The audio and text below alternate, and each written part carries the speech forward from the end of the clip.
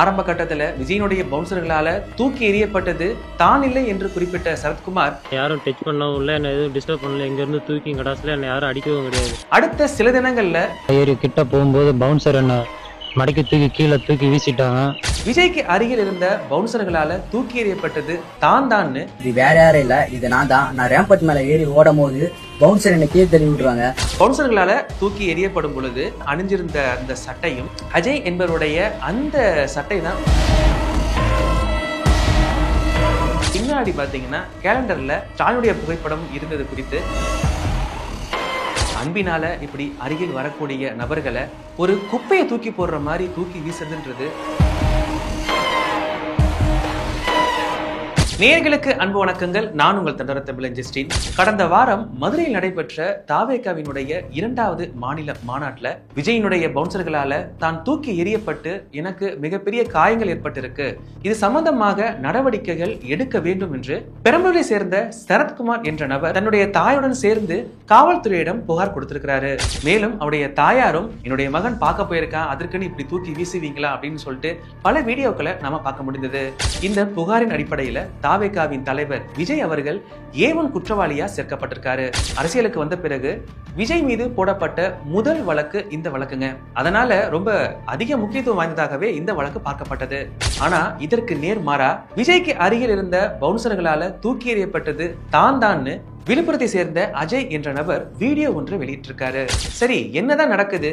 உண்மையிலேயே பவுன்சர்களால தூக்கி எறியப்பட்டது பெரம்பலூரை சேர்ந்த சரத்குமாரா இல்லை விழுப்புரத்தை சேர்ந்த அஜித் குமார் அப்படின்ற ஒரு மிகப்பெரிய கேள்வி எழுது. நீங்களே அந்த வீடியோவை நல்லா பாருங்க. அந்த பவுன்சர்களால தூக்கி எறியப்படும் பொழுது அந்த நபர் பாத்தீங்கன்னா அணிஞ்சிருந்த அந்த சட்டையும் அஜய் என்பவருடைய அந்த சட்டை தான் ஒற்று போறதை பார்க்க முடியுது. அது மட்டும் இல்லாம இந்த அஜய் என்ற நபர் அந்த மாநாட்டுல தான் கலந்து கொண்ட போது எடுத்த புகைப்படங்கள் வீடியோக்களை பகிர்ந்திருக்காரு. அதையும் இந்த வீடியோ ஒப்பிட்டு பார்க்கும் பொழுது இந்த அஜய் என்ற நபரை தான் விஜயனுடைய பவுன்ஸ்கள் தூக்கி எறியப்பட்டது புரிஞ்சுக்க முடியுது. அப்படி இருக்கும் பொழுது இந்த சரத்குமார் என்ற நபர் ஏன் இப்படி ஒரு காரணம் கூறணும்?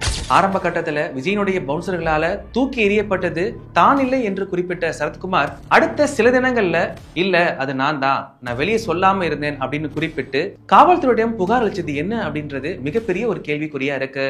தாவேகாவை சேர்ந்த நிர்வாகிகள் நேரடியாக சரத்குமார் வீட்டுக்கு போய் இது சம்பந்தமாக கேட்கும் பொழுது சம்பந்தப்பட்ட அந்த தாயாரும் அந்த சரத்குமார் என்பவரும் அந்த வீடியோவில் இருக்கிறது தான் தான் என்பதை ரொம்ப தெளிவா தெரிவிச்சாங்க.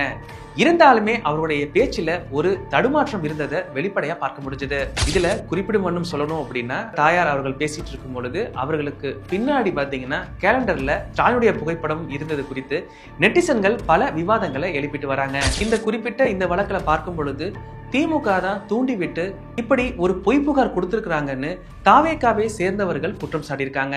இப்ப வரைக்கும் கிடைச்ச அந்த ஒரு சிறிய ஆதரவின் அடிப்படையில் பார்க்கும் பொழுது விஜய் பவுன்சர்களால தூக்கி எறியப்பட்டது இந்த விழுப்புரத்தை சேர்ந்த அஜய் என்ற நபர் தான் பலரும் கருத்து தெரிவிச்சுட்டு வராங்க.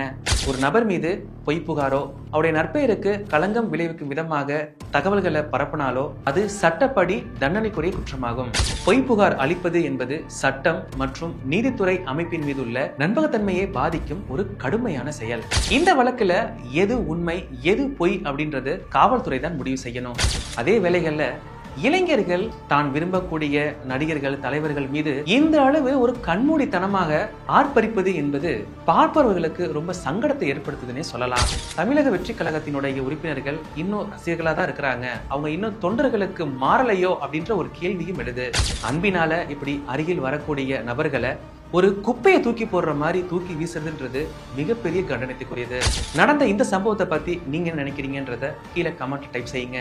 நன்றி, வணக்கம்.